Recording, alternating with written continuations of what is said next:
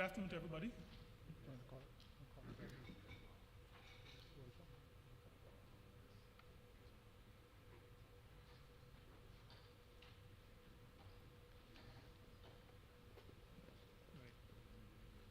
Just want to make sure that we're all in place. There are a couple of people who indicated that traffic has kept them back a bit, but we are going to go ahead and begin. So thank you very much, and I'll turn over now to Prime Minister for her opening remarks before the presentation. Thank you. Good afternoon, everyone. Those of you who are sitting at the back, please feel free to come to the table if you wish. Good afternoon, all, and let me say, we're ready, members of the media? Thank you. I want to thank all of you for coming this afternoon.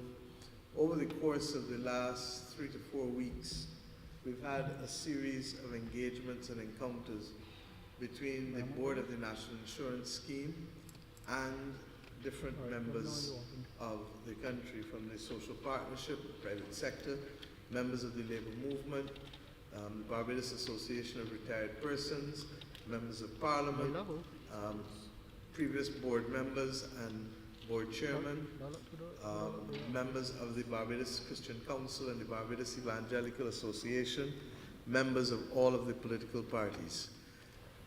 It is now the time for us to speak with the people of Barbados. And this afternoon, this session has been called for us to speak as one family with respect to the current state and future outlook of the National Insurance Fund. This is not the first time this country has had to face moments such as this. Indeed, in a previous life, I was there as Attorney General when the then Prime Minister, Mr. Owen Arthur, led a team of people with the National Insurance Board in order to be able to talk the country through the difficulties and challenges that the National Insurance Fund and the National Insurance Scheme generally were facing in the country. We are at a similar moment in time. At this point, therefore, I'd like to invite the actuary of the National Insurance Board, Mr. Derek Osborne, and thereafter its Deputy Chairman of the Board, Mr. Rawdon Adams, to be able to address the people of the country. And then we will be passing over to all of us as stakeholders, Ms. Tricia Tanis, of the Barbados Private Sector Association, the General Secretary of the Barbados Workers' Union, Ms. Tony Moore, and the General Secretary of the National Union of Public Workers, Richard Green, and then, of course, Mr. Dr. Nigel Taylor, President of the Barbados Evangelical Association, Barbados Christian Council, Reverend Horsford, and then the political parties. I have an apologies for Bishop Atherley, who is not able to make it this afternoon for personal reasons, but other than that, he would have also been briefed already, and Dr. Ronnie Yearwood, the President of the Democratic Labour Party, will also address us this afternoon. So I would like to pause now and to invite Mr. Derek Osborne to carry the country through the perspective that he has shared with us, which was shared with me in the month of June. And since then, the end of June, since then, those meetings that I referred to have been taking place. Mr. Osborne, thank you very much. Thank you very much, Prime Minister, and good afternoon, everyone, and good afternoon, Barbados. It's really a pleasure to be with you to talk about this most important institution we've come to know and love, the National Insurance Scheme. And the focus today is on the National Insurance Fund, even though the report that we've just tabled in Parliament last night was the 17th actuarial review of the National Insurance Fund, the Severance Fund, and the Unemployment Fund. Every 3 years, the National Insurance Act requires that an actuary be engaged to look at the fund and assess its future and determine whether or not on its current path it's able to meet the promises that are made. If we think about the promises that NIS makes, the 25-year-old who just started working is looking forward to 42 years of coverage as an employee, sickness benefit, maternity benefit, employment injury benefits, And then when they turn 67, they're looking forward to a lifetime pension, another 20 years, at least 25 years thereafter. So it's really a long-term promise that the NIS makes to workers and eventual pensioners. And it's important, therefore, that the government and the board know at periodic intervals how well the fund is at today's date and what the outlook looks like. And as we start, let's talk about first why the national insurance is important and exactly what the objectives are. So 2 months ago, the NIS celebrated 55 years of existence. Early June 1967 was the start date. The ILO came to the Caribbean in the early 60s, and they implemented these schemes, Guyana, Jamaica, and then Barbados. And for the most part, the scheme looks very similar to how it looked 55 years ago. And there are certain objectives that the fund seeks to achieve and at the same time should seek to avoid. Right? And what we have here is a single statement that we believe calculates succinctly what the objectives and what the main goals of the fund are. And that is a comprehensive system of social protection that reflects Barbados' value system, not the ILO's value system or anyone else's value system, but Barbados' value system. It responds to changing conditions in society, the economy, demographics, and at the end of the day, every single day, it satisfies our customers' needs. So what we have is a comprehensive system that changes with the times, and it represents Barbados' value systems. And when we look at a system, we look at these three things to assess the adequacy of benefits, the affordability of contributions, and the sustainability of the fund going forward. And if we think about benefit programs, those people who are receiving typically always want more. The challenge there is that they come with a cost. And every time we increase benefits, we also then have to look about how we're going to pay for those benefits down the road. And so adequacy of benefits and affordability for the employers, and the workers are conflicting priorities for the most part.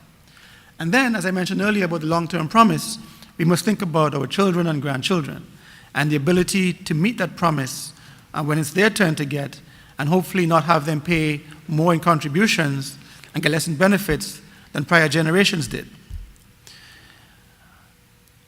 On the side of trying to avoid, we mainly are concerned about the fund being depleted. For many years, actuaries have said the projections, and not only Barbados, across the region, in the US, projections have been made of these systems that show that unless they're reformed, they could be depleted within a generation. And that's the worst case scenario for the NIS. The other side, though, is that we also want to ensure that those people who should contribute and therefore qualify for pension in old age do so. What we have is a challenge where we have a lot of self-employed people, informal sector workers, who are a growing group in society, who are not contributing, and therefore may not qualify for pension when they get older, and they may become a burden for their children, for their neighbors, for the community, and probably for the government as well. And so the challenges are both financial and social, and we have to find a way to balance them both. In 2003, 2004, the then government embarked on a reform exercise for the NIS, and many changes were made back then. The contribution rate was increased from about 14% to 18%. The pension age for full pension was increased from 65 to 67, and benefits were made slightly less generous. Unfortunately, however, the last 18 years have been challenged. Some economic cycles have not been good to the NIS, not been good to Barbados. And what we have, first of all, is the population is now declining. So starting in 2017, there have been more deaths each year than there have been births. So what we call the natural increase of the population is now negative. We believe that migration outward continues, and so the population is now lower than it was 5 years ago and lower than it was 10 years ago. Again, for economic reasons, employment levels have come down. There are about 9,000 fewer workers before COVID started than they were 10 years prior. Right? So we have declining populations, declining employment base. The economy over the last 13 years, 9 of those 13 years saw negative growth. Average real GDP growth in that period was barely positive over the entire period. And in tune, so as the economy has not grown with more labor and higher wages, we see that the number of employed persons, based on the surveys done by the Statistical Service Department, and then NIS compliance and the contributions to NIS, we see declining in both of those areas. We also had debt restructuring. So in 2018, the government saw it necessary to reduce its debt obligations, and like other bondholders, the National Insurance Fund lost some of its assets, in this case just over $1 billion. But when we look at the NIS and investments it makes in Barbados, we have to make sure we consider closely the fact that the contributors to the NIS, which are employers and workers, are the same essential contributors to government tax revenue, employers and workers. And so when government decided to have a haircut on its bonds and the NIS lost $1 billion, yes, NIS books, the assets were reduced by $1 billion, but government's obligation to NIS also was reduced by $1 billion. And in so doing, future taxpayers were saved $1 billion. And so while debt restructuring may look as if it made NIS a lot weaker, that is not the case, because the same group who would have been called upon to make higher contributions would have been called upon to pay higher taxes. So it's really a net wash for the most part for Barbados. And as we'll see later on, the change in the debt restructuring only had a 3-year effect on the year that the NIS fund would have been projected to be depleted had debt restructuring not occurred. And I'll discuss that a little later. COVID-19, we all know in 2020, affected labor, and therefore contribution income was down. No benefits on the National Insurance Fund were affected. All of the increase in benefits were on the unemployment fund, which paid out over $150 million in the year and a half during COVID. That fund is back on good footing. Money was borrowed from the National Insurance Fund to be repaid, and also government will be recapitalizing that fund over a period of 3 years. Self-employed, we mentioned, we know there's a growing group of informal sector workers.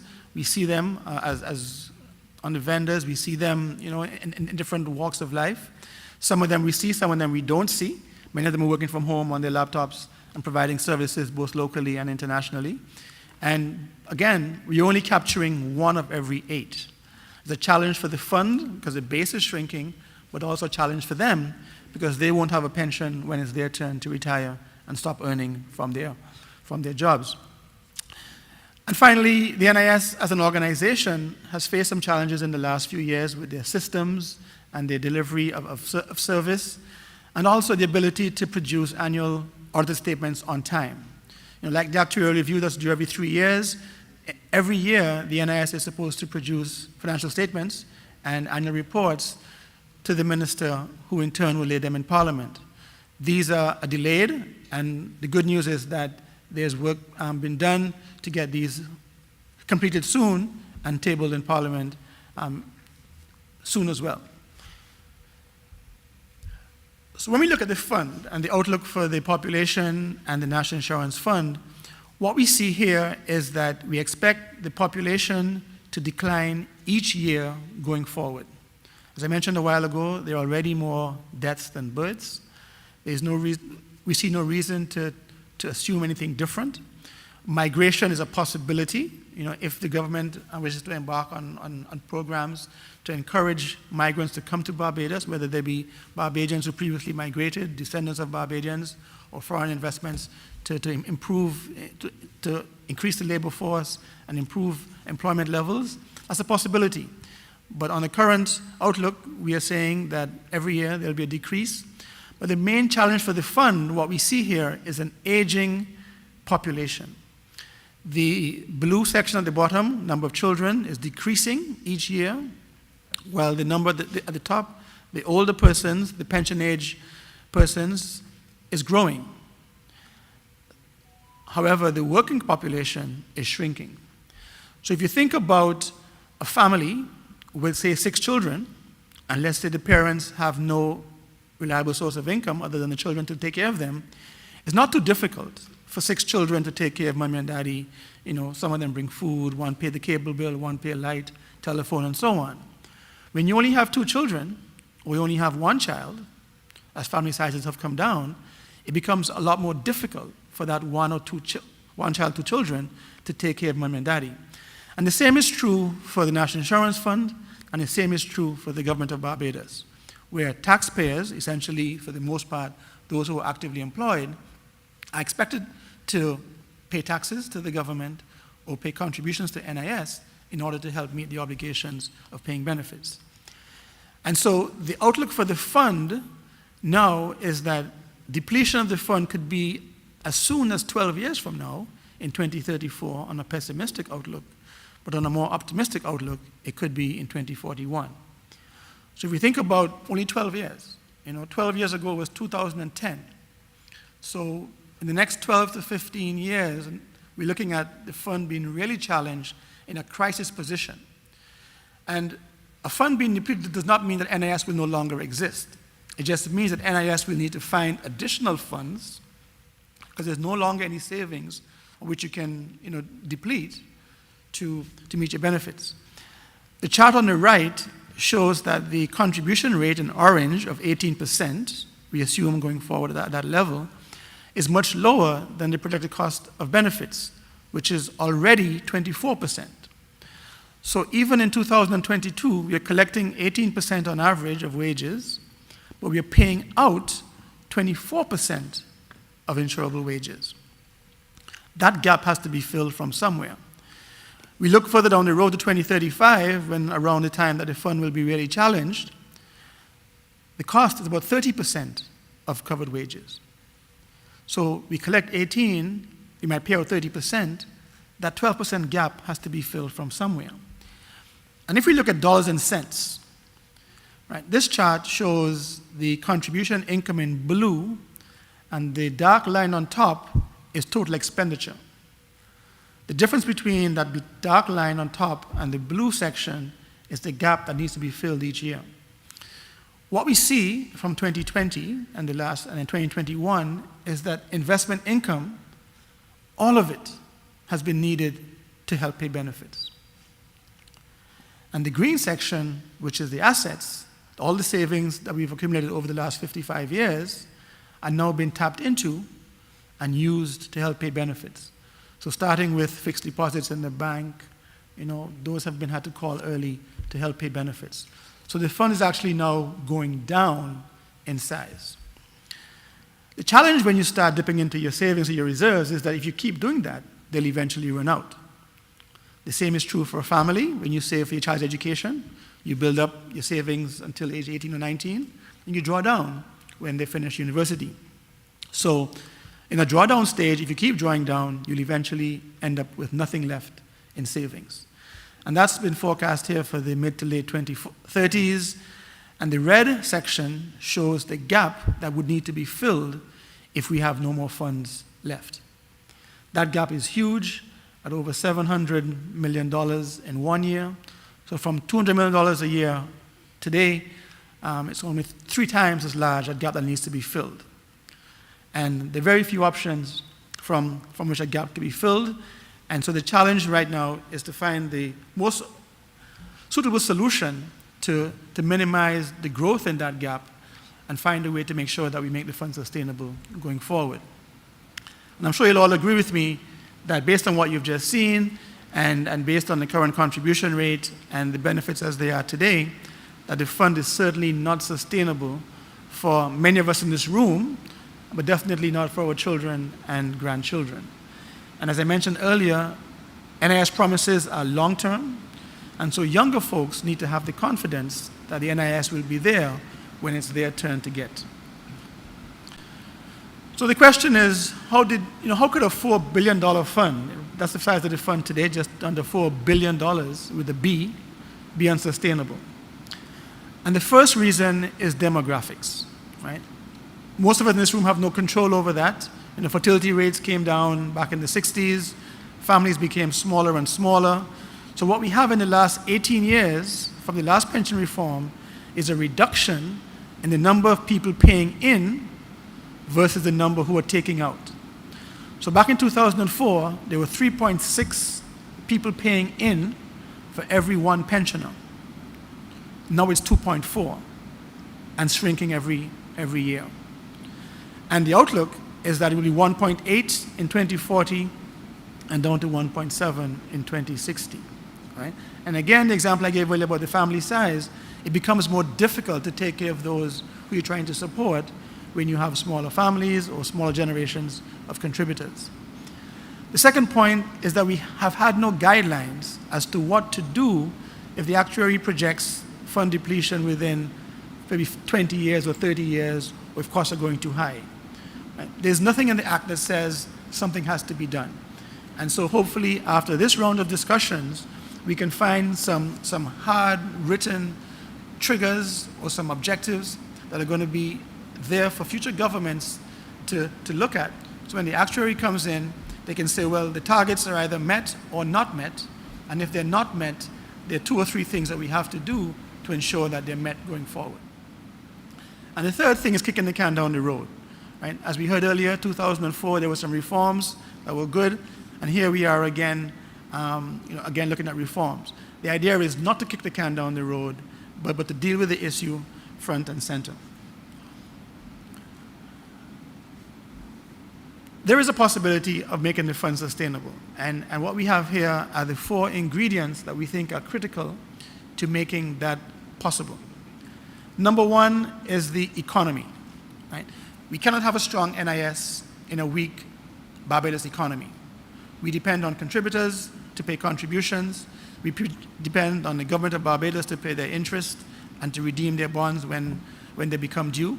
And so the number 1 factor is to ensure that the economy grows, it attracts foreign investment, local investment, we increase the number of jobs, we increase salaries, and we find a way to make Barbados more attractive, right? So that the school leavers stay in Barbados, they work in Barbados, and they help turn the economy over and over.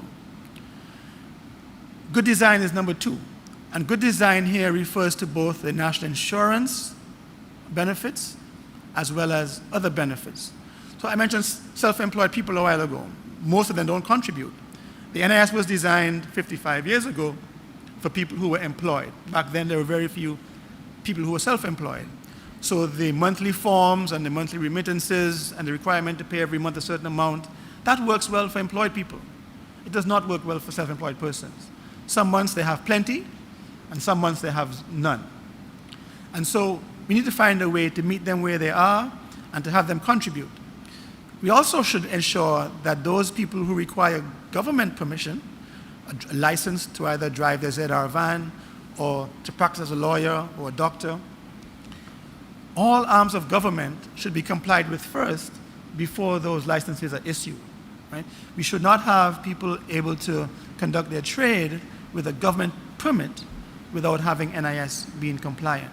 And so it would mean that the arms of government would all speak together, and that's where number 3 comes in. Excuse me. Effective and efficient admin systems. Technology has advanced so much in the last 20 years, but even more so in the last 2 years with COVID, And so we have to find a way to ensure that the NIS and other government departments have systems that can speak to one another, they know what's happening across Barbados, and they can ensure that there are no gaps and there are no duplications in whatever programs NIS offers or whatever other programs the government of Barbados offers. Of course, efficiency means also some cost. We have to ensure that it's done in a cost-effective way. And the final ingredient we believe for sustainability is what I like to call honest and responsible government. Some people say good governance. When we say honest and responsible, we mean more than just not being corrupt, right, or not overspending. But it means dealing with challenges as they come up, right? This particular one, the government could delay and say, we're going to leave in 5 more years, well, let's see what happens. Hopefully things turn around. But now it's front and center. It's a chance for us to look at the objectives, set some objectives, look at the possibilities, and then decide on the best way forward to ensure that we can secure the NIS for generations to come. And, excuse me, we have to balance long-term objectives with short-term objectives, right? We know people are catching hell in some instances in Barbados today, having difficulty making ends meet. And so it's important that we balance the long-term needs of children and grandchildren to those who are struggling today.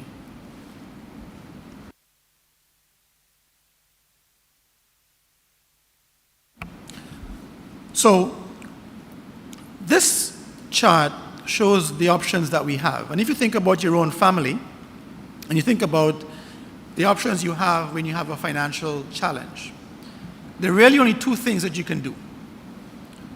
You can either increase how much money comes in, or you can reduce how much money goes out. You could do one or the other, or you could do both. Both usually gets you, closer and quicker to where you want to be. And so for the NIS, the options are limited. Increasing income, of course, we can increase the contribution rate. It's already at 18.25% for the private sector, a little lower in the public sector, already high and a challenge for employers and employees. Investment income could be increased, possibly if we invest differently. The only challenge is that right now, with most of the funds invested in government of Barbados debt that are yielding 8%, it's difficult to get 8% elsewhere. So while we have a challenge, a problem with all of our eggs, or most of the eggs in one small basket, one country, one currency, and one bond, one investment type, we are challenged that it's a good return, but all concentrated in one location. The final option is an injection from government, right? So remember the gap we saw earlier. If we can't fill the gap with contributions, then the next backstop is the government. But we have to remember that the government of Barbados only gets its money from one place, and that's taxpayers. And the biggest taxpaying group are the employers and the individuals who pay NIS contributions. So whether you call it a higher contribution or higher tax that goes towards NIS, it's almost the same people who are going to feel that burden down the road. So that, on the benefit side, there are 3 main options, and I'll start at the bottom. One is smaller cost of living adjustments. So every year, the NIS looks at inflation and looks at the wage index, and we determine what the adjustment in January will be for pensions. Right? And the idea is to allow the pensioner to maintain their standard of living that they had when they first got their pension. They could buy the same amount of bread and corned beef and sardines that they could have bought the year before. One option could be to have the burden fully shared by the young and the old. So pensioners could get a smaller increase than inflation may justify. For those who are working and looking forward to a pension, the pension could start later. Right? Some now go at 60, most go at 67, maybe become 68. Maybe we eliminate the age 60 opportunity and make the first age 65. Right? So there's some options within that we can look at. The one where we have the most room to look at and consider different options is to make the average new pension smaller. Right? So again, if the objective is to reduce costs over the future, the one way we have to do it is to reduce the average pension that the cohort of people retiring in a certain year receive. Now, it doesn't mean that everybody must get less. I think we have to make sure we remember that. There are ways of reducing the overall average by not having everybody get less. So we have to consider the most vulnerable, the ones at the lower income spectrum, and the minimum pension is that safety net that they now have to ensure that they get that minimum amount every month. So we can look at different structures. As I said, 55 years ago, what we have in place today is a defined benefit structure. Other countries have done reforms well ahead of us. Every country in the world is probably facing the same challenge we are today. Declining fertility rates, and eventually pension reform will have to come. Some have changed to defined contributions, whether it be fully funded or notional. Some have changed to a hybrid approach, some defined benefits, some defined contribution. So there are things that we can look at. We can look at different pillars, right? So in Barbados today, the NIS is that benefit that provides income security for almost everybody who worked. Right? Some countries have a flat benefit for everybody just because they're elderly, right? And that's their basic pillar of income security that's paid. It could be means tested, maybe residency based, but it's available to everybody and designed to ensure that no one lives in poverty. Right? So we have some options that we've seen other countries look at, and some of them have actually implemented. We could have benefits that are more progressive. So we have, higher replacement rates for lower income people and maybe smaller replacement rates for higher income people who may not need NIS as much as the lower income workers do. More targeted benefits as well, exactly determine who actually needs them more, and let's ensure we cover that base before we look to those who need it less. And the other option is to make it more equitable. So some people believe that they should pay in, and they should get back exactly what they put in, right? The system of NIS is one of solidarity. I heard a story today, and apparently about 15, 20 years ago, a young man in Barbados, on his first week on the job, lost both hands. Never contributed, but a pensioner for life. We have people who work for 40 years, they die at age 63, they never claim sickness, there's a man never claim maternity, let's say you have no spouse, no children, you put money in for 40 years, but get back nothing. But that's the nature of social security systems, right? That all of us put in, and when it's our turn to get, the fund is there for us. And so in 2022, we need to find a way to make sure that the problem we have is fixed with a Barbados solution. Not somebody else's solution, but a Barbados solution. And in so doing, we have to come up with some priorities, some principles that are going to guide those efforts for that new solution, right? And whether it be, we accept that we want to be fair to generations to come. We want to ensure that the cost of contributions doesn't exceed a certain number, right? We want to ensure that the government will never have to be called upon to inject funds specifically into the NIS. The NIS will be self-sufficient because it's been designed and tweaked well along the way to ensure that government does not have to include that in their budget allocations each year, right? And I think I'm going to stop with this last one, and that's the informal sector, right? The trend of increasing informal sector participation is there. It's tough to change that. I don't think we should try and formalize programs or make them more formal. We have to meet them where they are. And I think as a people, if we are committed to ensuring that we want them to participate because we do not want them to be poor in old age, we have to find a way to ensure that they comply and that they contribute regularly. And I'll stop there. Thank you very much. Thank you very much, Mr. Osborne. I'd like to invite the Deputy Chairman of the National Insurance Board, Mr. Roland Adams, to address us, please. Thank you, Prime Minister, and thank you, Derek. When we've given these talks, and we've given a lot of them when we've consulted, as the Prime Minister explained at the start, we found that overwhelmingly the reaction has been, yes, we value the scheme desperately, and we want to do what we can to save it. That it has been identified as a non-partisan issue, and that's been very, very encouraging, because we are talking about changing a system where on the one hand you have beneficiaries are currently in receipt of pensions. They will be worried, and yet when we speak to BARC, they've indicated their support for the reform, such as the value they placed on the system. And it has been like that down the line, whoever we have spoken to. Now, when we consider this report, I think many people will initially have some I call it sticker shock. But there are a couple of things to underline here. The fund itself at 3.9 billion is nearly 5 times what the current expenditures on benefits are. It's not a fund that's going to fall over. Nobody is going to lose their benefits overnight because of what we're talking about here. We're not kicking the can down the road. We have time to fix this. We are approaching it methodically, inclusive of everybody that we speak to. We want them to participate in it, and we want it to be very thoughtful. One of the things we have found in speaking to people is that although they recognize it's an issue, it's not always clear to them why this issue is there, where it's actually come from. And the last meeting we had on this, I actually asked questions to explain, to show to people why we're here. So I'm going to do that again. I see we have people in the room, at least one who's under 20, and a few who go all the way up.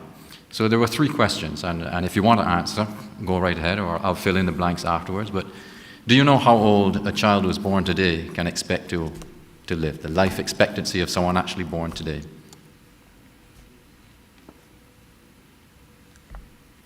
Right? I heard someone whisper something over there. Of a Barbadian. Yeah, talking only about Barbadians. Well, it's about 80. It's a little under 80. That's average. Women tend to survive a little bit longer than men, but on average it's about 80. Now, in 1967, when this scheme was put together, the same number was about 67. So there's a progress in life expectancy that has implications for the benefits. People live longer, they draw their benefits longer, and those benefits are fixed. Okay? And the second question related to the number of children that, on average, a woman has today, as compared to 1967. I see fingers going up. 2 signs there, 1 and then 2, average of 1.5. Well, it's about 1.7, a little under 1.7. Do you know what the number was in 1967? Almost. It was just a shade under 4. All right, so as Derek explained, the population is declining, but more important for the purposes of this scheme, the people who contribute to it, the working population, is also declining. So on the one hand, you have an aging population drawing benefits for longer, financed by a shrinking working population. Okay? Now the third thing to consider is that chart, I think it was page 8 or page 7, that showed the average economic growth rates over the last 12 or 15 years. That's the one on the left. If you average that out, and it's hard to do it visually, have a guess at what the economic growth rate, the GDP, has been over that period or thereabouts. It's not a lot, right? There are a lot of negative bars in there. Well, ignoring the pandemic if you want to, but if you take out the outliers, average growth has been about 0.5 to 0.7% over that period. Now in 1967, in that decade, annual average growth was almost 7%. Okay? So add that in there. We had a situation in 1967 which predated what's called a demographic dividend. We had a strong and growing working population contributing to this fund. We didn't have that many retirees, and it was fueled by an economy that was really powering ahead. We don't have any of those at the moment. So I say all of that to say that when we have spoken to different groups, everyone is aware of operational improvements that can and do need to be made. We spoke with the staff of the NIS this morning. They have so much knowledge that we have to harness to global benchmarks of people who do it best. How can we make it fit a Barbadian solution? That we know we can make a lot of progress there. But the fundamental issue here is structural. We can make all the operational improvements we wish, but unless we change something to increase those who are contributing and look potentially at how we can make sure that benefits don't run ahead of our capacity to pay them, we're not going to fix this. Okay? Now, this report, as I mentioned, gives us, there's a chart also showing the time to depletion, and it's 12 to 19 years from now. It is important when we look at this to realize this is not a prediction. This is a timely reminder that if we do nothing, we're going to be in trouble. But we have the chance here collectively, and it's why I started from the top talking about the message and the feedback we've had from all these groups we've spoken to, the desire to fix this. We have collectively a chance to chart the course towards the future that we want with this scheme. Now, this scheme historically has been our safety net. in some ways it's underwritten. It's literally provided the insurance that if something went wrong, we didn't leave anybody behind. Nobody fell between the gaps. And it's been there whether times have been good times or bad times. And we've just gone through some pretty bad times. And the fund played an important role there in helping people out and ensuring that they weren't absolutely crushed by the economic standstill that COVID brought us to. So to me, the fund is an essential component of who we are, but also it's played its role in the past. One of the examples I gave was the United Nations Human Development Index. I can remember as a university student picking up that publication for the first time, seeing Barbados ranked #1 amongst all developing nations in the world and ahead of some that were considered developed. And first of all, being surprised, I had no idea we were that good compared to the rest of the world. And this has been an essential part of why we were that good. So it is not just something we can say, let's abandon it. It's been a part of who we are and how we got here, and we have to do something, the necessary things to save it. Now, as Derek said, a strong Barbados, and that's a summary of the last paragraph, if you like. A strong Barbados requires a strong NIS. I don't believe, and I don't think any of the groups we've spoken to truly believe when they look at it, that we can have one without the other. So we've already, besides speaking to people, we've already started to make sure that our process, as I mentioned earlier, truly is methodical, thoughtful, and inclusive. We started to look at who can be part of our working groups and our advisory groups, assisting a technical core of people to come up with proposals that we can put to the social partnership and indeed cabinet in due course. And our timeline is very, very tight. We're moving as fast as we can on this, and we hope to have a first set of proposals by the end of the month. And that will go to the PM and go to cabinet for discussion, and if we have to make adjustments, we'll make them. But we have a chance here to do something that's not just a rescue job. It's really to shape the future going forward. And PM, I'll stop there. Thank you for that very clear exposition. At this stage, I think all Barbadians know that in these matters, this government has been very clear that we are one nation, and therefore there are decisions that go beyond government alone. And to that extent, the social partnership has been an integral part of who we are. Indeed, Mr. Adams spoke just now about the fact that a strong Barbados needs a strong NIS, and a strong Barbados is premised on a strong social partnership. And to that extent, this government has made it clear on big issues, we reach out to everybody and we reach out early.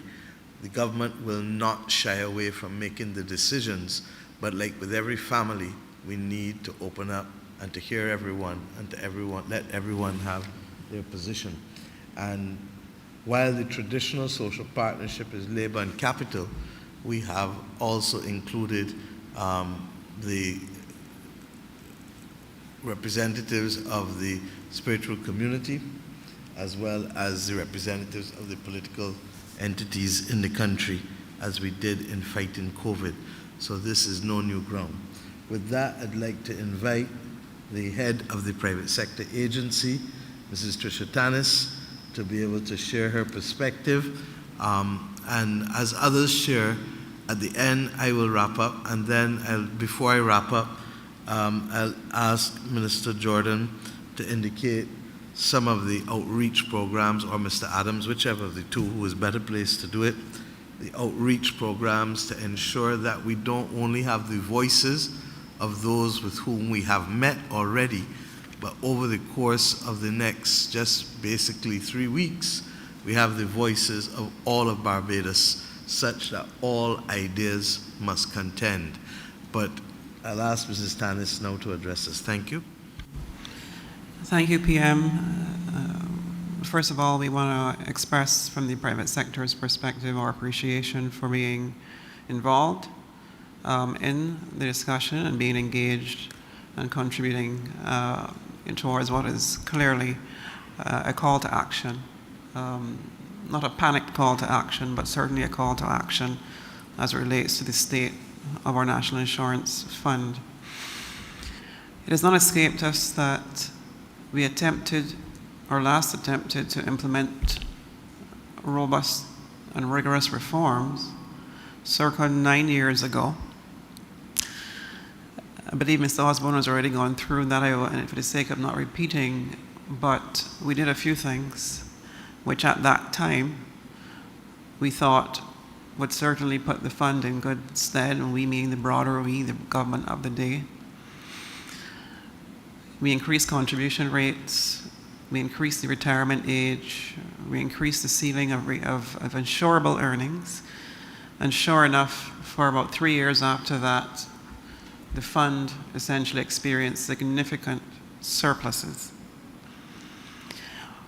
But to support what Mr. Osborne has said, clearly the design and structure of the fund is not one that is sustainable, and that was borne out by the fact that by 2011, notwithstanding those reform measures that were taken in 2003, 2006, we were practically back to square one.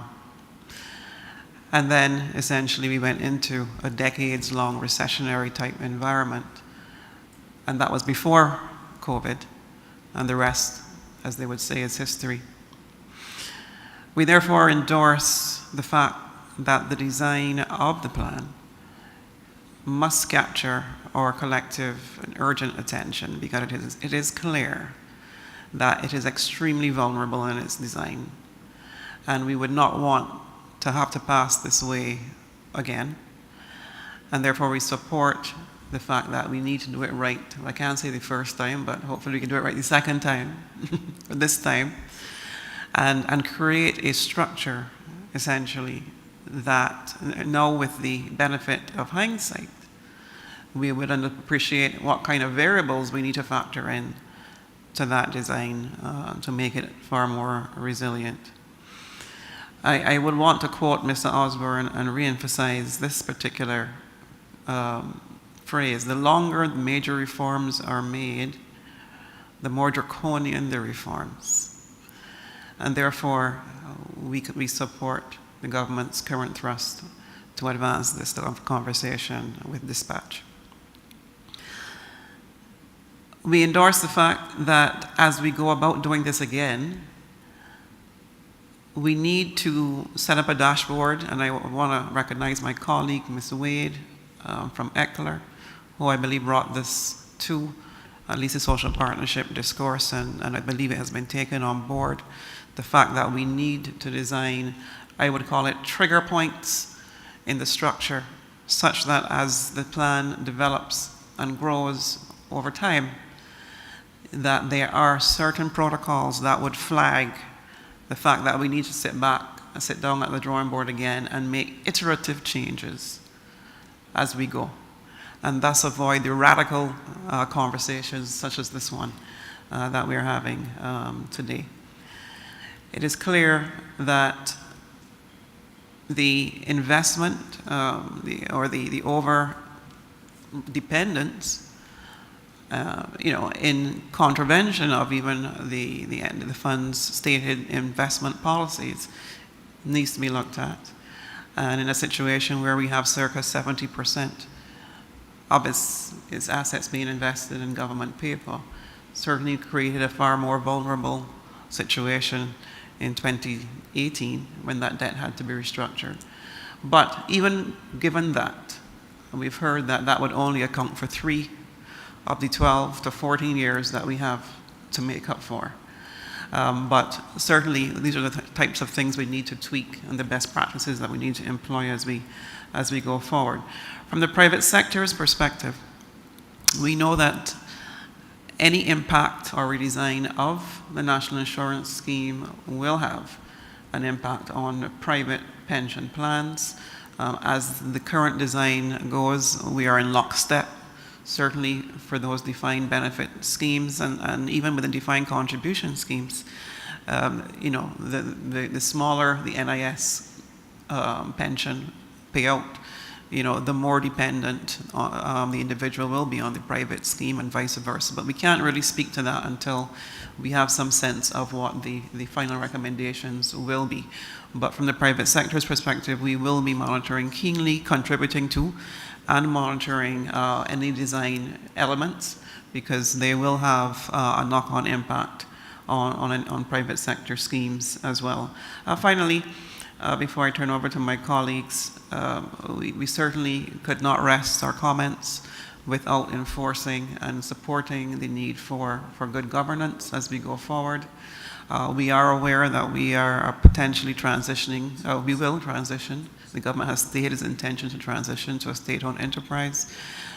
We would therefore want to see that some of the niggling issues that are affecting the governance as it stands under the current structure are definitely not roll forward into that structure, and that we take the opportunity to draw the proverbial line in the sand and essentially bring those governance issues on seat and to correct them extremely judiciously. Of course, I could not rest my comments without once again making a plug for a look at how we incentivize or re-incentivize the involvement in private pension schemes once more through fiscal incentives or through other means. Because what is clear is that beyond the conversation on national insurance funding is that we need to have a broader national conversation on pension reform as well. And essentially it needs to form part of the financial literacy that we speak of. We need to be able to prepare our population for preparing for this time in their lives. And I think essentially we need to continue to engage at this level. And at this point, I will rest with thanks again for being able to participate here this afternoon. Thank you very much for those comments, and I can't agree with you more than on the issue of the broader discussion on national pension reform beyond even the NIS as we go forward. I'd like to invite now Mr. Richard Green to speak from the National Union of Public Workers, and then thereafter Ms. Tony Moore.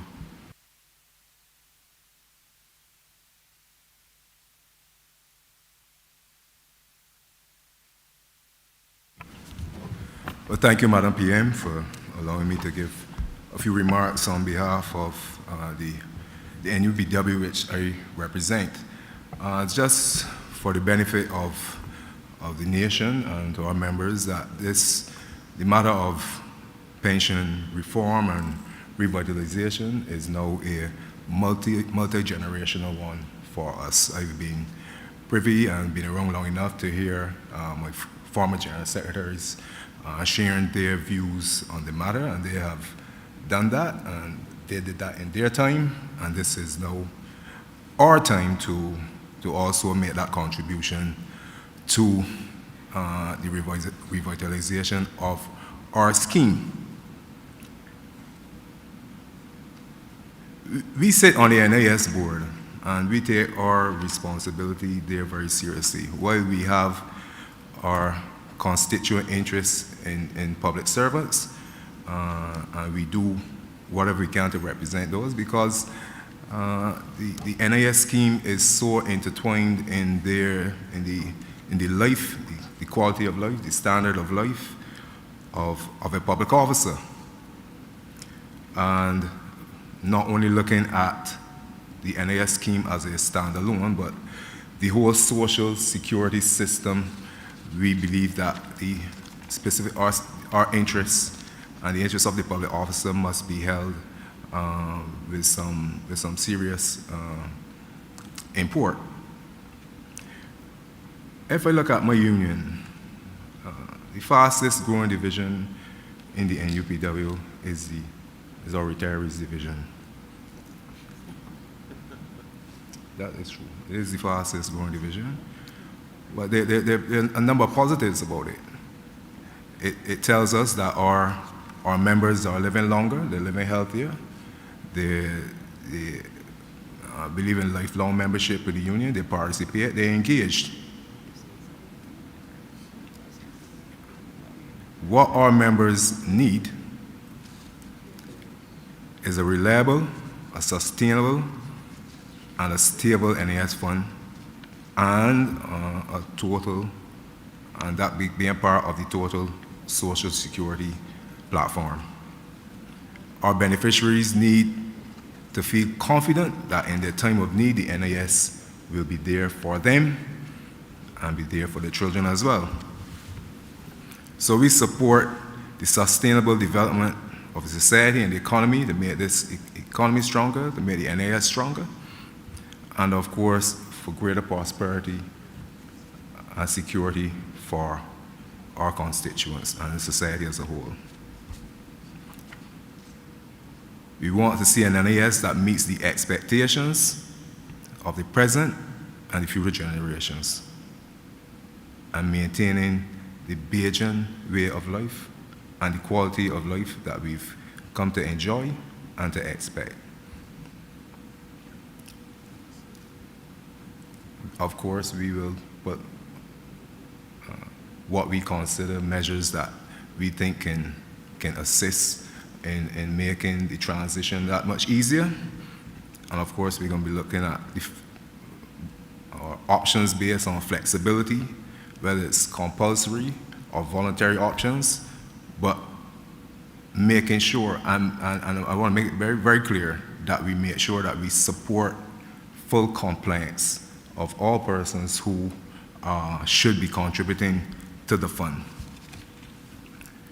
And of course, we'll be doing our utmost, because we have recognized within our union that the whole concept of retirement has to change. Too many times we hear people talking about, I'm going to get my pension and go home and relax. That will not apply for many of us anymore. There needs to be a comprehensive review of what we consider retirement, because we don't want our members, we don't want our constituents to go away with having a result of a lower expectation when they reach that time of retirement, whatever it is then.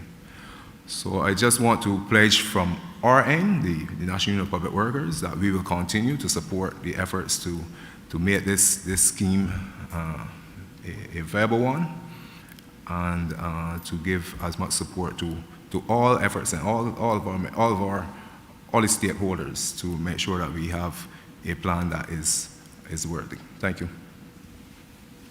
Thank you very much, sir. Ms. Moore? Thank you. Everyone in the room, I believe by now, has acknowledged and recognized that Barbados has enjoyed a long tradition of national insurance, therefore a long tradition of social protection. The national insurance is almost as old as this country is independent, being formed just within a year of independence. And the fact that we are discussing this and the need for reform, and as my counterpart in the private sector has said again, and the fact that we are in a crisis and have to be considering reform to the national insurance as a whole is not anything that should strike us as peculiar, because indeed in this country our history has shown us that times of crises have laid bare and emphasized the need for changes to be made. It was in the early 1980s, around 81, that the crisis of that time caused us to recognize the need for amendments to the national insurance in the form of an unemployment insurance that the BWU advocated for, along with other unions, in the same way that we had advocated for workmen's compensation. So the fact that we are in crisis where there may be the consideration by many, there are many other immediate issues that we should be concerned with. It is remarkable for us that our country is one that is exemplar, not waiting until a situation inflates out of our control, where the responses are not responses that we can shape, but we are taking action to ensure that changes can be implemented and be graduated in a way that the equity that everyone has spoken about that is so necessary now is achieved. The presentations that we have received shows, for instance, that if action is not taken, well, we are hearing that the fund will not fold up now, but it means that people like me, though, compromise, because at the tender age of 46, I'm hearing almost, that'll be Friday for all those who want to bring gifts, but hearing that the possibility exists that a fund and all its benefits might not extend to people who are 55 and less, that places me and places anybody of that age in a position where we have to consider the urgency of it. I remember when the previous reforms were being discussed, I heard about them. I heard about the possibility of an age even extending up to 70. I never saw myself in that reality. Today, the situation is different. So it means that it becomes urgent and important enough, not only for retirees or for those approaching retirement, but for people in work, and indeed for those potentials to the job market, to consider the decisions that we are making today that ultimately will shape the lives of all of us. Whether it is that we expect that we are, if we take pension, or will be at pensionable age soon or not, we have our parents who we want to ensure can get a pension after contributing into a system so that we don't have to support them, for instance, but also that they can maintain their independence. So there are multifaceted considerations that must be made. As we have heard, there is a need for the system to be able to have the intergenerational equity. We don't want to be paying into a system for those like myself that have been paying for the last 25 years or so and know that I can't get benefits in the same way that my mother, my grandmother, and so on has benefited. And of course, we need to focus on good design at the same time that we have to be working on building a strong economy, that all of the objectives we want can be achieved. And this is not only about maintaining the current system of benefits, but it is about expanding benefits and even enhancing benefits. Workers want paternity leave, they want parental leave, but if we are struggling to ensure that in 20 years we can sustain existing benefits, how then is it possible that we can reasonably expect to expand on benefits unless we get our economy going and the NIS system reformed in a way that it is sustainable and equitable and affordable for all of us? So the Barbados Workers Union has met at the level of its executive council, and we thank the actuary, Mr. Osborne, for affording us the opportunity to meet and engage. And we look forward to having him again at our annual conference on the last Saturday, the midterm conference, which takes place the last Saturday of this month. But that is not to say that we are not encouraging individual members of the union and workers generally to weigh in and take every opportunity over the next 3 weeks to express your concerns, and more so, your expectations and recommendations of how we can treat to this, so that as we look to see how we can sustain our system of social security and therefore more widely our system of social protection, we're then in a position to have the broadest possible view of what the public thinks, what it expects, and consider therefore what is in the best interest of all. Thank you. Thank you very much. I'd like to now invite the President of the Democratic Labour Party, Mr. Ronnie Yearwood, to speak with us. Thank you. Thank you. I want to thank the government for inviting the Democratic Labour Party to this press briefing. I truly believe that as we move forward, we need proper consultation on pensions and the National Insurance Scheme. Having only seen the presentation, not the full report, I will obviously only offer some initial comments at this stage. As you would appreciate, this is too important of an issue not to have full discussion, and I will have to return to my membership where we can have full discussion on this report, because that's the way we do things, and I don't want to put Mr. Osborne on the spot, but I would publicly invite him when he's ready to attend to present and speak to our membership, and we can have that discussion with the party as well, because I believe policy has to be made with inputs from the people it should affect. So on that note, I think one of the things that we're going to have to do, and one of the things the government will have to do, is to simply ask Barbadians what type of pensions and what do they want their retirement to look like. The reality is work is changing, and years ago actually in this room, if not in this very building, I spoke about the changing nature of work and what we're going to have to do as we move forward. The fact is retirement for my generation will not be anything like what it was for my grandmother and my grandfather. And secondly, the NIS was set up, as we all understand, by Barrow. And in some ways, it has worked well for some Barbadians. And the reality is worked well enough that some Barbadians may not need the National Insurance Scheme. And it means that that universal one-size-fits NIS approach may have to go. We have to look to introduce opt-outs and optionalities.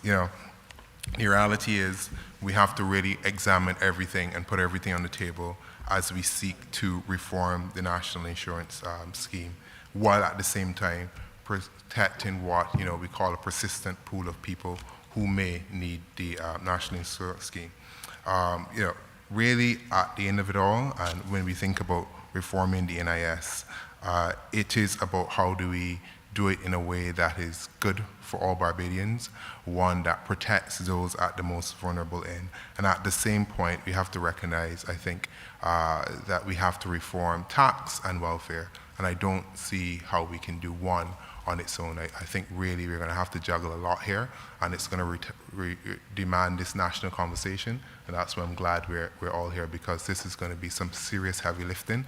And the Democratic Labour Party, as always, stands ready to be part of structured, responsible discussions on how we move this country forward. Obviously, we're going to have differences. We're not going to agree on everything, but we are here to do what we think is best for Barbadians.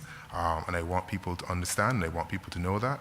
And as I said, Mr. Osborne, you are fully invited to attend George Street at any time so that you can engage with our membership and they can engage with you, and we can find a way forward from our party's perspective, and one that we can share into what the national perspectives will be. So I just want to say that and to thank the government for this initial conversation with us and with the people of Barbados.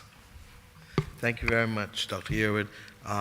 Let me thank everyone who has spoken, and to indicate that, as I said earlier, the level of consultation has been much broader than what you've seen thus far.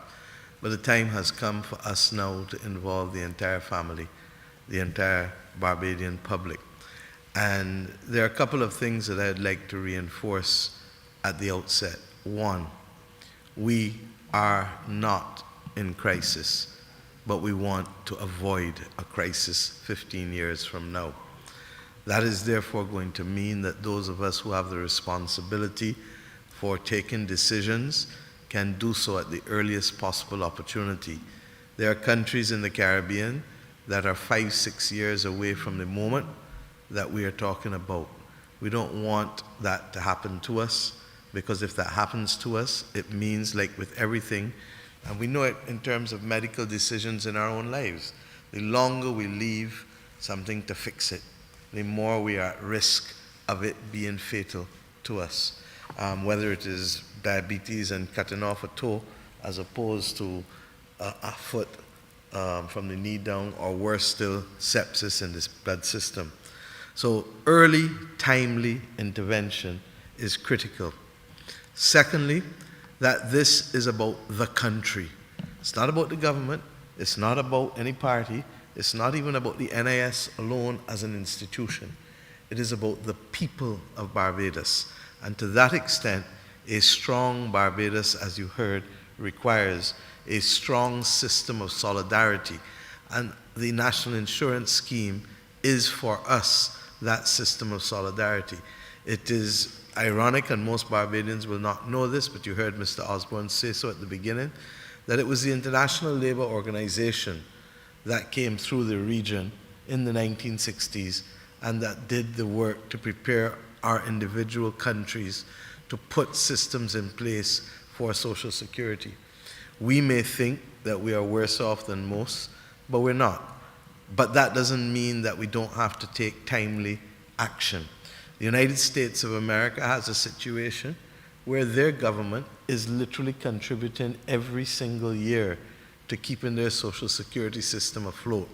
And the numbers for that is about 0.7% of GDP. If I were to equate that to Barbados, it would mean that we would be putting in, at the moment, about $75 million a year in order to keep the National Insurance Scheme afloat. We are not doing that, nor are we there. And we don't want ever to be there, hence these early discussions. By extension, I want to reinforce that the National Insurance Scheme is in a position to satisfy all claims that are made legitimately on it today. And therefore, this meeting, these conversations have nothing at all to do with it. But all of us know that you want to make sure that if ever there are rainy days again, and God knows that we just went through a series of rainy days with this COVID-19 pandemic, and had the National Insurance Scheme not been there to get tens of thousands of Barbadian families through this moment that we were going through, God knows where we would be today. So I want us to say that we could not want to have this discussion against a better background than the last few years. And to that extent, those of us, especially those of you with children, need to understand, or those of us who are under the age of 55 or 50, depending, because there's no exact science, as Mr. Osborne said, but as you heard from the General Secretary, those who are younger really have to contemplate how and what we're going to do. Mrs. Tannis made it clear, and I echoed her remarks, that Barbados needs to address reform generally of pensions and not just of the National Insurance Scheme. As you know, in March of this year, the government took the decision to also address the issue of pensions in the public service. And while it is never easy to deliver news of reform, the reality is that if we want to make sure that we don't topple over as a country and as a government, then we need to make these decisions, and we have done so in a way that we believe to be least harmful and least hurtful, because it relates to new people coming in and not adjustments to existing population. I want to ask Mr. Osborne to bring back up a slide for us, please, because when we see those numbers, we will better understand why I am where we are. And we'll go back to the one before, please. I want the whole of Barbados to see this slide, because the line going across in black or navy blue is Barbados. In 1950, Barbados had just over 200,000 people.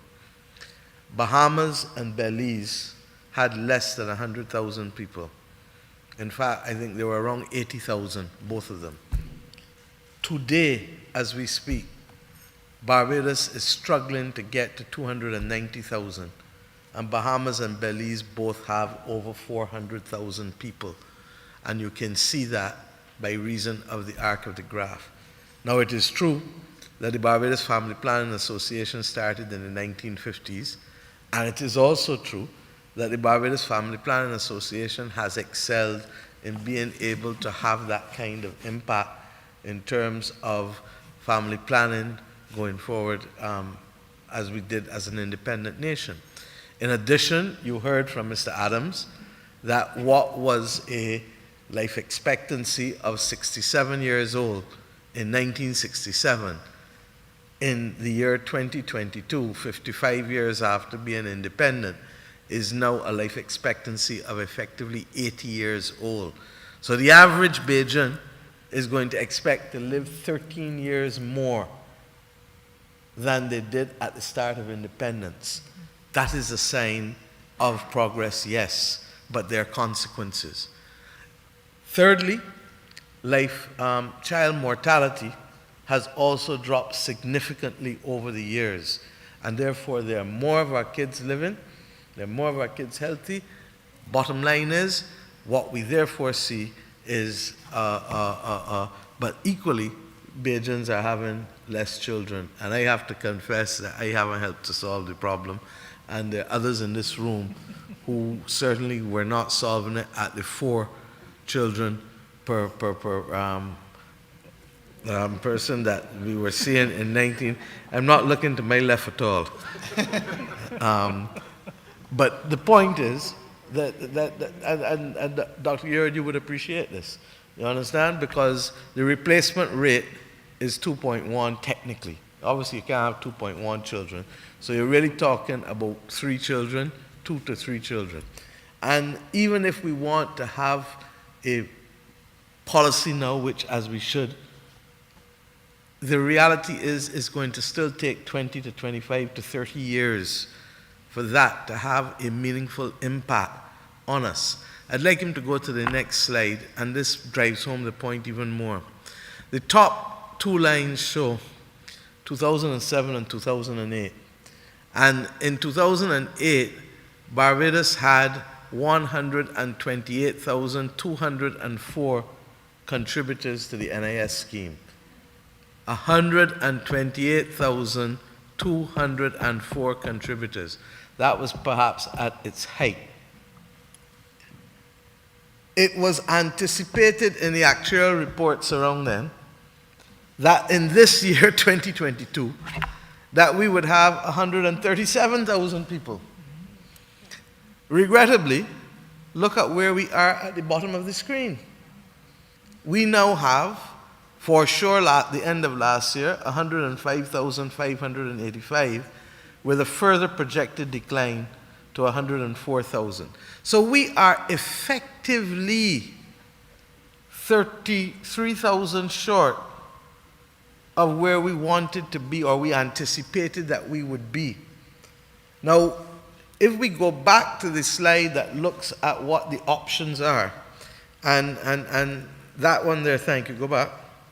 We see now that in terms of increased income, there are 3 options, and Mr. Osborne, I'd like to suggest a 4th, for completeness' sake. Tell me.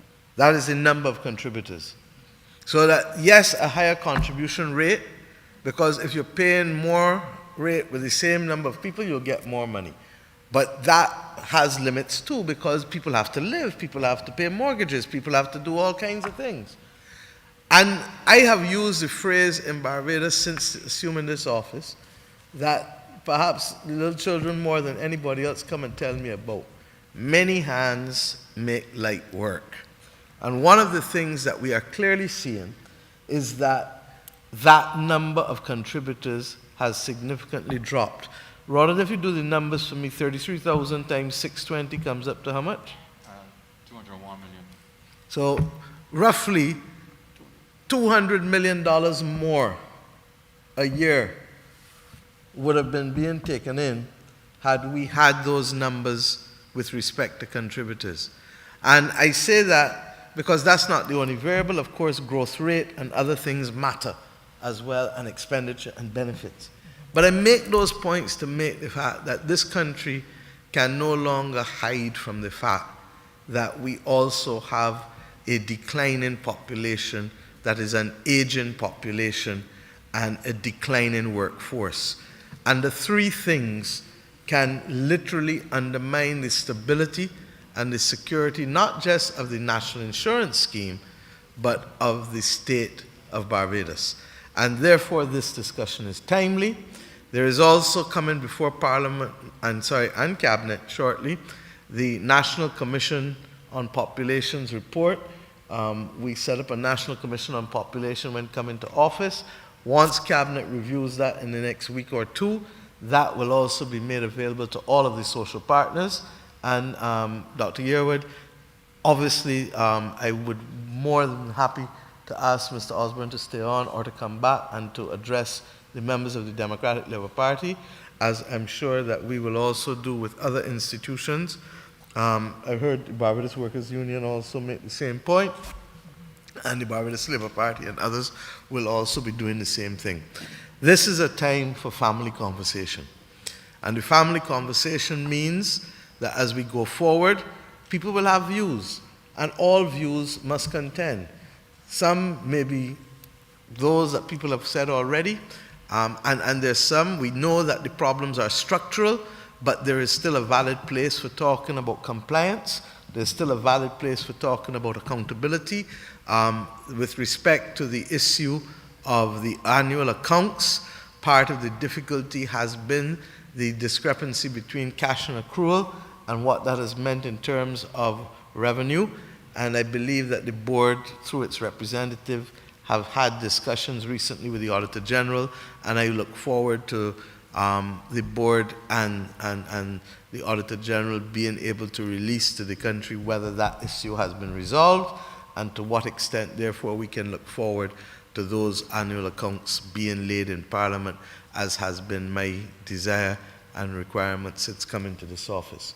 Bottom line also is, however, that when we finish looking at all of those other things, including the options for rates and later pension ages and all of those things, we're back at a structural issue. And we have, therefore, to look at that, and we have to look at what will bring a strong Barbados, a strong Barbadian economy. And that means, one, perhaps looking at the fact that we have to stem the tide of a declining workforce and a declining population. Perhaps the worst statistic that I've received in office since being here is the fact that in 2050, 1 in every 2 Barbadians, according to ECLAC, will be over the age of 65 years old. That is untenable. It is unsustainable. And it's not that I have a problem with it, because I'm going to be one of those who will be over 65. And I suspect a lot of people at this table too, including you, Dr. Yearwood. So that those things will happen. But we have to do something about it now, because simply having children will not be able to close that gap in the next 22, 25, 27 years. And therefore, those conversations must take place as well now. In addition to that, we have to come to grips with the reality that what must we do to increase our productivity? If this economy is to grow, then it means that each of us got to carry a little more weight and to work a little harder in order to be able to grow the economy. And I've been very clear about the principles, just as the NIS has principles that it will share with the public. I've been very clear that there's one major principle that should always drive us, and that is share the burden, share the bounty. And I would like to think that that principle is as sacred as friends of all, satellites of none, and it is as sacred as the golden rule, do unto others as you would have them do unto you. I don't believe deviating far from those principles, I feel strongly that if we hold to them, we will get through these moments. And as I said, this is not a crisis, but it is a challenge, and we know how to rise to the challenge as Barbadian people. I'd like us to also remember that going forward, it is also going to mean 1 in every 8 people who are self-employed now contribute to the scheme, according to the information given to me by the actuary. We need more. And self-employed persons learned that because during the COVID pandemic, we had to introduce a business interruption benefit that did not exist before. And we did that in order to ensure that people who are self-employed, whether they're taxi drivers, whether they're vendors, shop owners, whatever, that they were in a position still to be able to live. And we therefore need to have a different communication campaign. The NIS accepts that they also have to change up how they accept benefits from people and why. A lot of self-employed people engage in seasonal income. So therefore, they're not in a position to come, and don't give me a form, because the first thing a form does is to make my head hurt. So tell me how much I can put in and what that can give me. If I put in A, I can get Y. If I put in B, I can get C. If I put in Z, I can get AA squared. Tell us and just let people pick, just like how they go and pick on a menu. You go in a restaurant, I want that, I want this, I want that. This is what I can pay for. And the ability to take lump sum payments periodically must be a feature of the scheme. There is too much access to technology now as well for us not to be processing more efficiently claims from persons. But I also want to make another point with respect to how we use the benefits. And not that this is one of the major problems alone, but just as there needs to be greater compliance, particularly among self-employed persons, and employers and employees generally, there needs also to be a recognition that if we are going to go forward, then we need to start selling to each other the benefits of the NIS. A wife living with a husband needs to make sure that the husband's NIS benefits are being paid if she expects to draw the maternity leave, the two of them together, if she's not working. There are people, for example, who may feel that it is okay to live out good now, but look at outside. The whole of this week the rain falling. The whole of this week the rain falling. And we live in a world now that is so globally uncertain that we need the umbrella of the NIS to keep us in there. So over the course of the next few weeks, my friends, we will have to have some conversations. You know, I joked with the others and said that as we look at the fact that we're getting older and we're healthier, our responsibility as a government is also to make sure that Barbadians are healthier as they get older. And that is critical. I've spoken over and over about the fact that diabetes is at epidemic proportions. It has to change. We have to wrestle it down to the ground. And I've asked the Ministry of Health to ensure that there can be regular testing parish by parish by parish, both in terms of hypertension, but also in terms of diabetes, because the quicker you know your status, the easier it is for you to correct it. What gets measured gets done. Similarly, if the new 40 is now 50, and people tell you that and joke all the time, then, or the new 50 is now 40, however which you want to look at it. It depends on how you want to look at the glass. But the important thing is that people at 50 doing what they used to do at 40. And people at 70 doing what they used to do at 60. And people at 80 doing what they used to do at 70. The point is that we have all benefited from improvements in medical science, but improvements also in quality of life. And therefore, we can't expect for all of these other metrics to change. That Barbadians are living longer to 80, that we're having less children, we've reduced child mortality, we've also, in many instances, seen what it is to have a declining population. And for me, my first inkling on this was checking 11 plus numbers. And ironically, the 11 plus was yesterday. Because that gave us an idea. When I was Minister of Education, the numbers of persons taking the 11 plus were just over 4,000. Yesterday, I think we did good to reach 3,200. It is real. I'm going to ask Minister Jordan to just share with us the opportunities for Barbadians to get fully engaged in this conversation in the next 3 weeks. This is our country.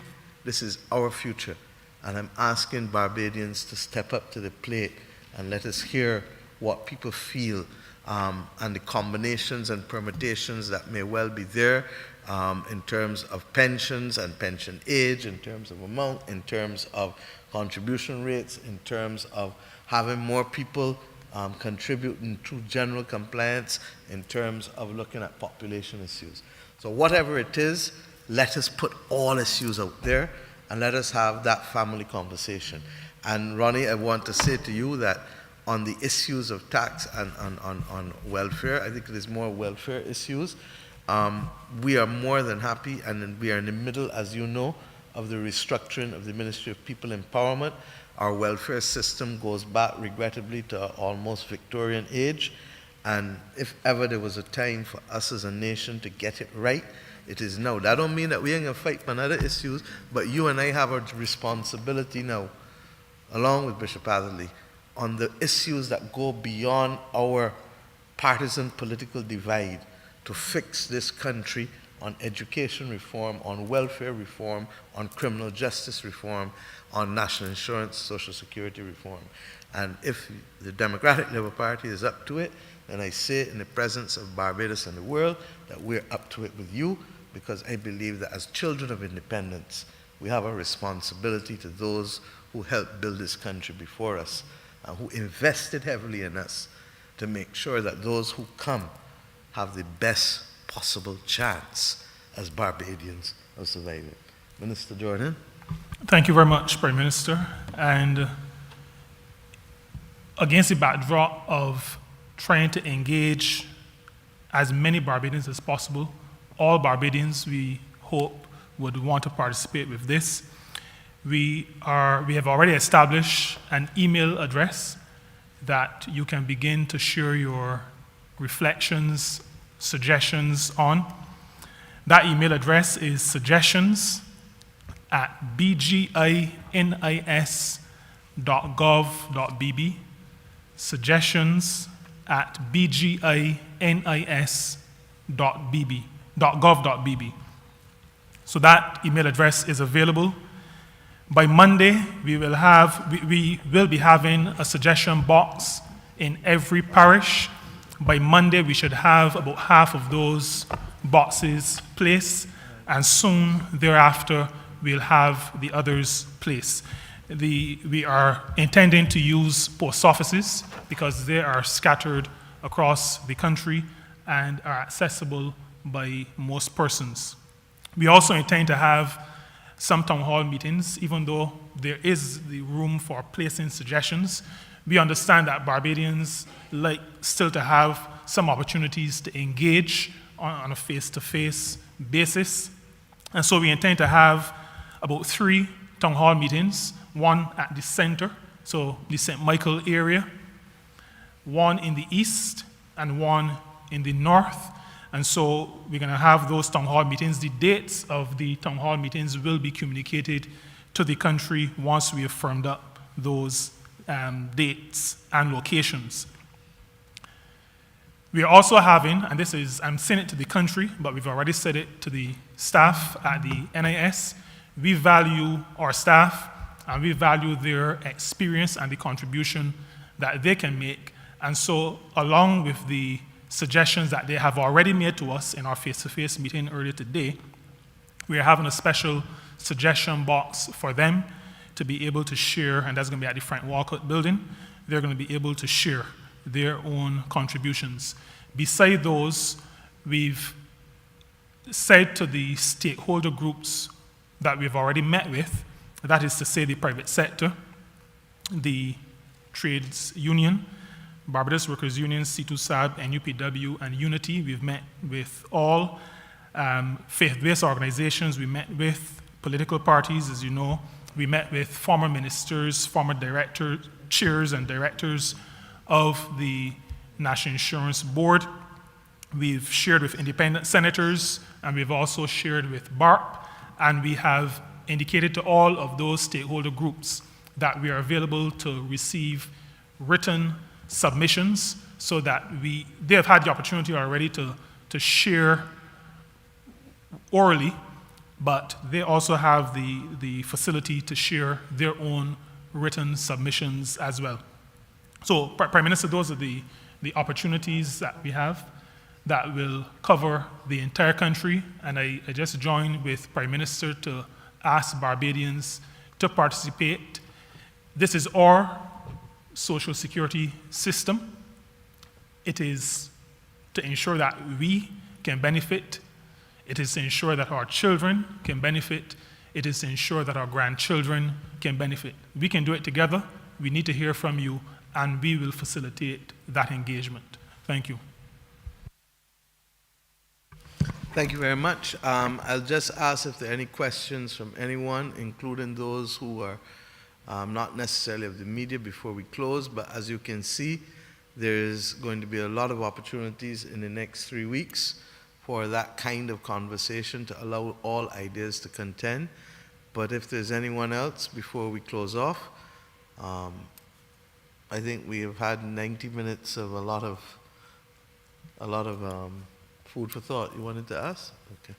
Anyone else? Okay. Thank you very much. And I want to thank all Barbadians for engaging with us, those who are listening live and those who will listen after. And I look forward, as I said, to us having a rich family discussion. But at the end of it, we shall govern and we shall prepare for the future. Thank you, and God bless this nation. God bless you all.